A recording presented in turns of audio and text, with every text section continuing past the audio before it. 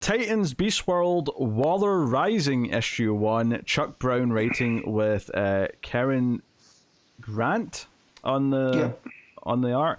So this is not anthology style. This is just a big one shot, and you sort of alluded to this earlier, that it's kind of a side quest, and it very much is. So here's the thing about this, is that it starts off feeling very separate to Beast World, and that it's not really dealing with the Beast part of it. However, it is dealing with Dr. Hate. And I was having this feeling like halfway through that I'm like, oh, this feels like they're really going up against Dr. Hate in this, and maybe this might be a central reading. You know, whether or not I think it's well done, I'll get to that in a minute.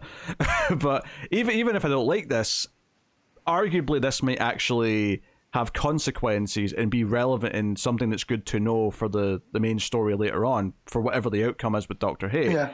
Because the whole thing here is that Dr. Hate's went rogue from Amanda Waller, and she enlists her nephew to go and track him down. Deadeye. And we get a bunch of other characters kind of getting involved, and notably all black characters. And the end of the issue kind of sets up that, oh hey, maybe all these black characters are going to form their own, if not team, then certainly some kind of like they said, a network. Yeah. And I'm like, okay, that's cool. That's all very good. However, any hopes I had of this having consequence were completely dashed, because by the end of this issue, all that's happened is that Dr. Hate's beaten enough, which, by the way, having him be beaten in any fashion this early in the story, when we're not actually at the big part where he's going to pose the threat to the main characters yet, is kind of weird.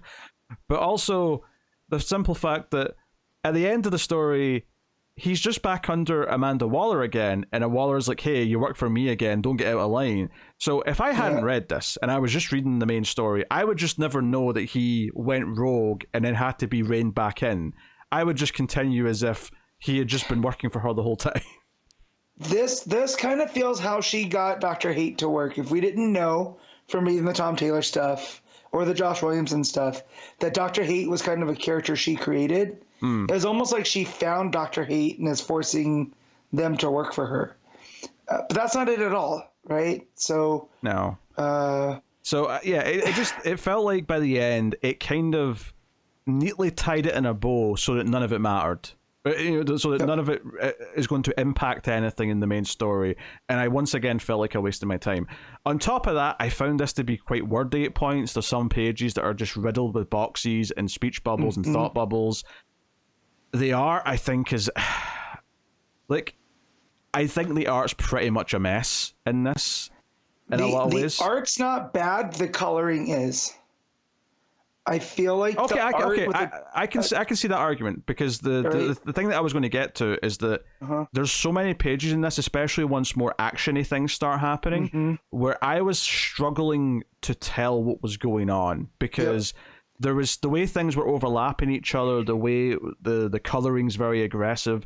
But I could get the argument that it is maybe the coloring mostly that's the problem rather than anything else. So I had to read this twice, because it did not sink in, because it felt like what I was reading in the boxes wasn't matching the art. So it wasn't sinking in. They weren't working in unison. So like this whole thing with Dr. Hate pulling from this other realm that's called the Kingdom, that's kind of like a hybrid of the green and the red. It's like another dimension, but it's relative to our world that the green and the red is. Yeah, right. It's And Dr. Hate is attacking these heroes to feed off of their energy, right? And then replacing them with these creatures from the green that are like, twisted versions and stuff. And it's just like a lot of the art that was going on the page wasn't matching the words on the page. And I was like, what is going on here? And then finally towards the end, everything starts coming, like the art gets a little bit more clear. And so I don't know if that was a choice, or if that's the choice. Why? What's the word I'm looking for? Like obfuscate everything and make it so unclear. Like it's like handicapping the reader for no reason. My thing here is that there's too many characters. I think there's too many characters to juggle, so we're jumping around a lot, and I think that makes it a tougher read as well. I also think that at this point, we've barely established what Dr. Hate can actually do. So all these weird things that he's doing in this issue, and the way the art's representing it with like all these like shadow demon monsters coming out of them to attack people, I'm like, I feel like the main story's not established any of this yet. Yeah. So I just found myself getting confused as to what he could actually do and what he was doing, why he was doing it. I mean, we get that he wants to, bring out the Lords of Chaos, and he got a taste of chaos when Beast Boys did his thing issue 1, and that's why he's went off book and starting to do all this. But it felt like it was hitting me with a lot of big concepts. You've got this place, the Kingdom. You've got characters that are all being sucked there via Dr. Hate's magic or whatever. Bringing Vixen into the story is quite smart, I think, because Vixen, of course, is tied to the Red. She's tied to animals. It makes sense that she could be a big player in the story. That's really cool. But and Black Manta is a seafaring guy, and they're starfish. Yeah, sure. Like there's reasons why it makes sense that some of them should be here. Like there's some logic to it. But as I'm reading this, and we're bouncing around all these different characters, and we get to a point where Deadeye's been tasked with setting off an explosive that'll kill the Kingdom, but then he's convinced not to do that because, this is actually like a really natural place that's supposed to exist, and we have to protect it from things like Dr. Hate and Amanda Waller, and obviously he makes that choice by the end. I felt like this issue threw a lot of big, heavy concept things at me, and didn't do an amazing job actually making it like digestible as the story plays out.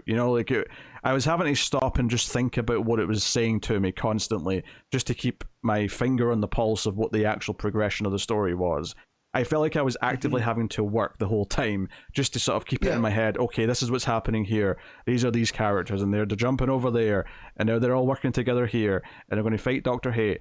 And honestly, one of my big problems with the art, which I don't think is a coloring issue, is that I found that Dr. Hate's helmet was so inconsistently drawn that towards the end of the issue, when he's lying on the table with Amanda Waller, like I got from context this is obviously Dr. Hate, but I didn't recognize him visually. I didn't think it was him lying on the table. The helmet at this point just looks like a generic blob of metal. Like I'm not seeing like an evil version of Dr. Fate's helmet here.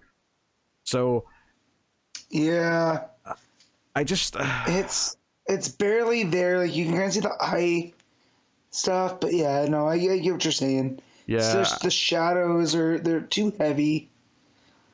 I had a very unpleasant time reading this. I thought this was... I mean, I appreciated that at least was one big story that had a beginning, middle, and end, but it still felt pointless by the end, and I still found it a chore to get through, because the art made it hard to follow what was going on, because the dialogue and narration was overly wordy at times. I just didn't enjoy the craft of it all that much.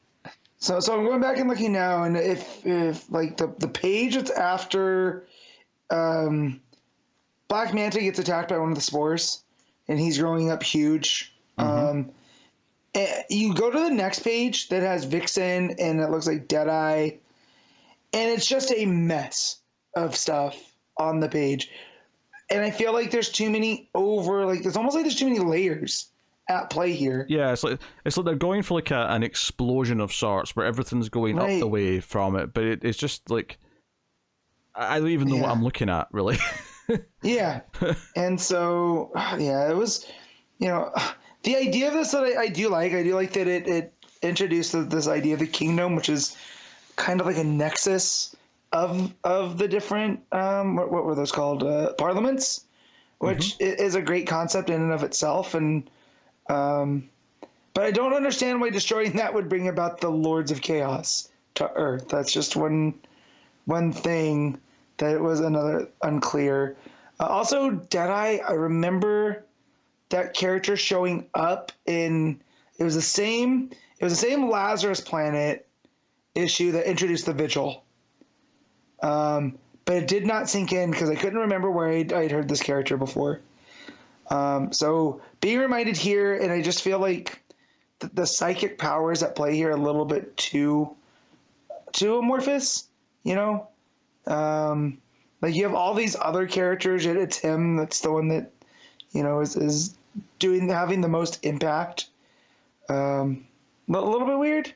Yeah, I'm just looking at how they actually take down Dr. Hate here as well. Basically, someone just Black Manta presumably throws a trident at him.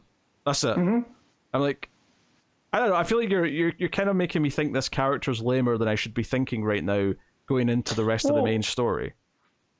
And what does the Nightmare Stone have to do with Dr. Hate doing all this? And that was supposed to be a big deal, right? I don't remember. Yeah, because the Nightmare Stone was the tag, the epilogue. Waller gets her hands on it, and then that's where Dr. Hate is made. Okay. Don't but this just seems like it's an evil helm of Naboo. But yeah, I don't know. It definitely makes him look like a chump because I forgot about the trident part.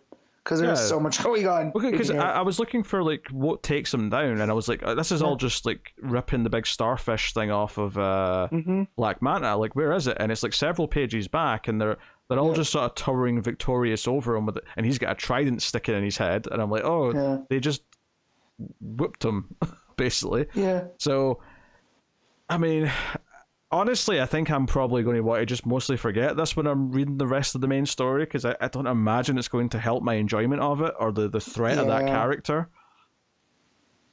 So I don't know. Super frustrating. I thought this was. I just didn't think it was a well constructed comic book. I think the concepts were fine enough. Like what I was getting from them when I could understand what was going on seemed interesting. Yeah. I just didn't enjoy reading it. I just thought it was a chore to actually go page to page and to pay attention to what the conversation was bouncing around.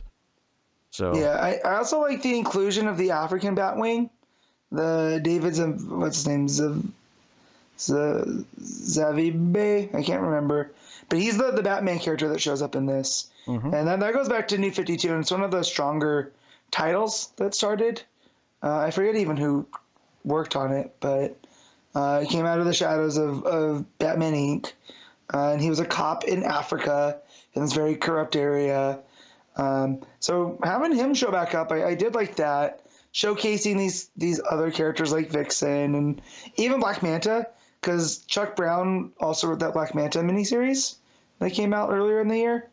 Yeah, which sadly also had to drop quite quickly. But yeah, so you can tell that Chuck Brown has an affection for Black Manta because I felt like he was kind of well developed.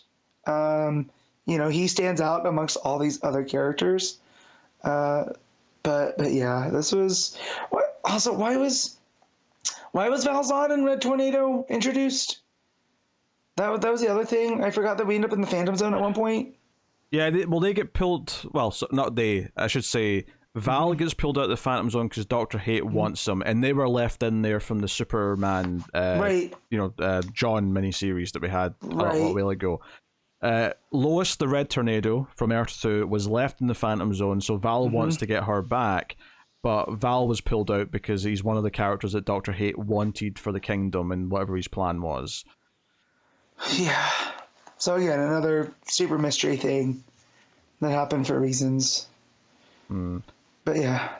Just too many characters, but at the end it doesn't feel like it matters in the main story, and if anything you've just made one of the villains look like a chump. So I don't think it accomplishes all that much in terms of the storytelling, and I found it a chore to go through actual page to page, sadly. And I wish it didn't, because conceptually, like I think the Kingdom stuff sounds fine. I think the general ideas it was playing with seemed alright. I just I couldn't enjoy any of it. So. Yeah. All right, Matt, what are you giving Titans Beast World Waller Rising issue 1? I'm gonna give this I'll give it a 5. Still, just Yeah, I think I will give this one a 5 because I think while I really didn't like it, it did at least have like a full story on its own, and there's some concepts that are interesting, but I do think it was a chore to get through, and I'm glad there's not an issue 2.